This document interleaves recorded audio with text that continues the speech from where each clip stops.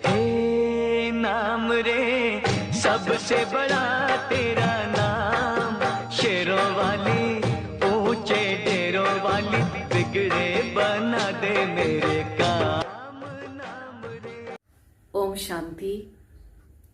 दुर्गा पूजा के इस पावन पर्व हम सभी 9 दिन में अलग अलग माँ दुर्गा का स्वरूप का आवाहन करते हैं, पूजन करते हैं, गायन करते हैं।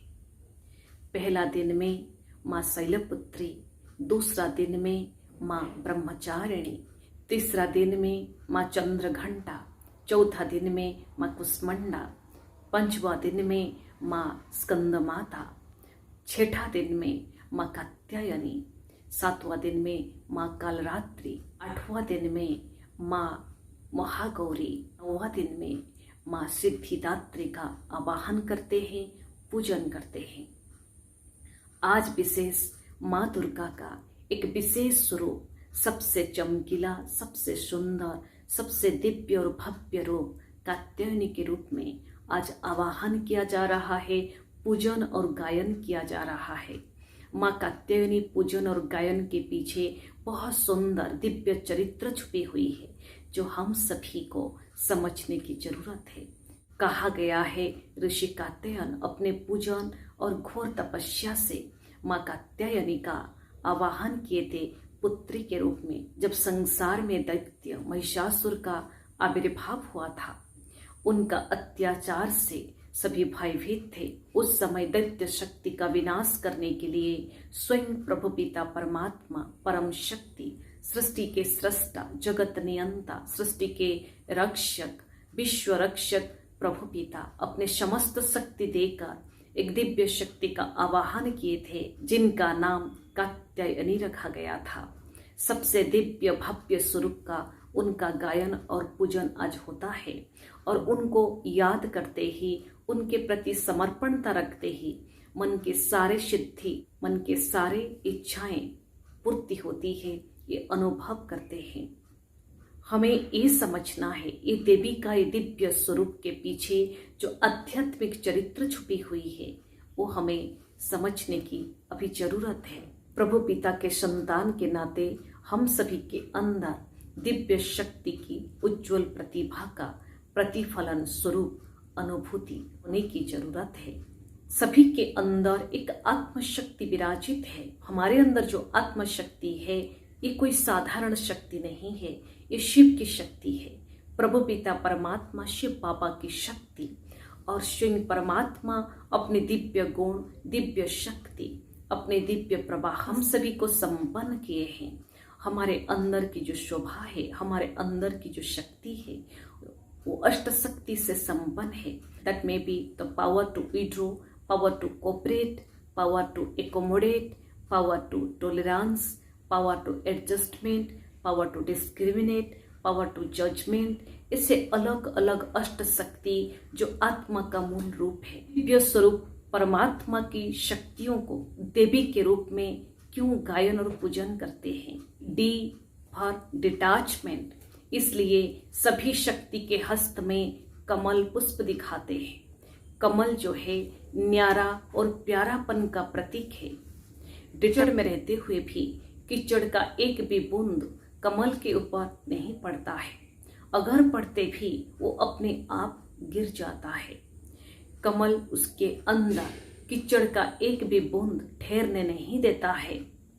वैसे ही हम सभी परमात्मा की शक्तियां, शिव शक्ति स्वरूपा, सभी के अंदर वो शक्ति विराजित है। कमल की तरह न्यारा दिव्य स्वरूप और ज्ञान सूर्य परमात्मा के आकर्षण में आकर्षित खिला हुआ जीवन, ऐसा अनुभव करना ही दैवी स्वरूप का पहला गुण है। दूसरा, ई फॉर एंड्योरेंस, सहनशीलता। नारी का दूसरा रूप सहनशीलता का बताया जाता है। इसलिए नारी को माँ धरती के साथ, आकाश के साथ, प्रकृति के साथ तुलना की जाती है। अगर स्वयं परमात्मा सृष्टि के सृष्टा शिव है, तो हम सभी उनके संतान शक्तियां हैं। स्वयं परमात्मा शक्तियों का पुंज है, शक्तियों का सागर है और हम उनके संतान। हमारे अंदर भी वो शक्तियां निहित है। उस शक्तियों में से एक विशेष शक्ति सहनशीलता का है। जब हमारे अंदर वो सहनशीलता का गुण को हम अनुभव करते हैं, जैसे एक भरा हुआ पेड़ को अगर पत्थर फेंकते हैं उसके बदले वो मीठा फल देता है, रिएक्ट नहीं करता है। परंतु हम अपने स्वभाव, अपने चरित्र में कैसा भी व्यक्ति, परिस्थिति, समय हो, अपने आत्मा मूल स्वरूप को धारण करते हुए आगे बढ़ती है, सहनशीलता का अपना निजी स्वरूप के साथ आगे बढ़ती है, तो हमारा शक्ति, हमारा स्वरूप, अपना जीवन यथार्थ रूप में प्रमाणित होता है। भी फॉर भेलोर, भेलोर यानी साहस। इसलिए देवियों को, विशेष करके माँ दुर्गा जो आदिशक्ति है, दिखाया गया है शेर के सवारी के रूप में। शेर के सवारी यानी साहस के प्रतीक। जब हम अज्ञान अंधकार से अपने आप को मुक्त, अर्थात हर भय से मुक्त, अपने अंदर, आत्मा के अंदर छुपी हुई निर्भयता की शक्ति को हम जागृत करते हैं, अनुभव करते हैं। शिव की शक्ति, हम निर्भय है ये अनुभव करते हैं, तो अज्ञानता रूपी भय हमारे अंदर से निकल जाता है, तो हम वो दैवी स्वरूप को हम अपने अंदर जन्म देते हैं। Last, I for introvert, introvert यानी अंतर्मुखता, जो तपस्या का स्वरूप है। हम ये बाह्य दुनिया में, समाज में रहते हुए भी अपने अंदर की जो सत्यता है, जो स्वरूप है, वो धारण करते हुए जीवन में आगे बढ़ना ही साधन और साधना के बीच में एक तालमेल रखते हुए जीवन को एक बहुत सुचारू रूप में आगे ले जाना। जैसे इंट्रोवर्ट यानी अंतर्मुखता, कहते एक्सट्रोवर्ट बाह्यमुखी सदा दुखी, अंतर्मुखी सदा सुखी। जब हम अंदर की गुण को अनुभव करते हैं, अपने अंदर जो दैवी शक्ति निहित है, शिव परमात्मा की संतान के नाते हमारे अंदर वो दिव्यता है, जब वो अनुभूति करते हैं, जीवन में सुंदर बदलाव और परिवर्तन होने लगता है। जब हम अपने अंदर छुपी हुई D for detachment, E for endurance, V for valour, I for introvert, ये चारों शक्तियों को अपने अंदर हम अनुभव करते हैं, हमारे अंदर वो दैवी शक्ति की जागृति होती है। जो ये धारणा युक्त जीवन को अपने कर्तव्य में, अपने जीवन चरित्र में, संसार में चरितार्थ करते हैं, उनका गायन और पूजन संसार में देवी के रूप में होता है। ऐसे भी देखिए, जब घर परिवार में एक बेटी का जन्म होता है तो भी कहते हैं आपके घर में एक देवी की जन्म हुई है, एक लक्ष्मी की जन्म हुई है।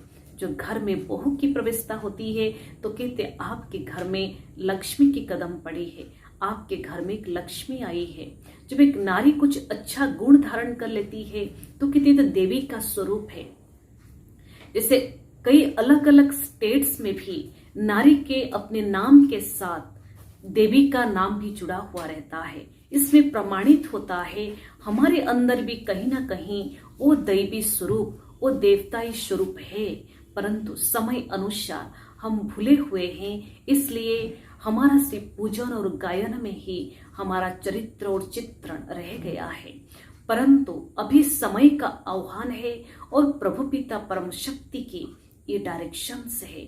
सभी संसार में जितनी भी मनुष्य मात्र है, सभी के अंदर छुपी हुई अपनी शक्ति को पहचाने, अपने अंदर दिव्यता को अनुभव करते हुए अगर वो दैवी शक्ति का आवाहन करें तो यथार्थ रूप में माँ दुर्गा का पूजन और गायन सफल होगा।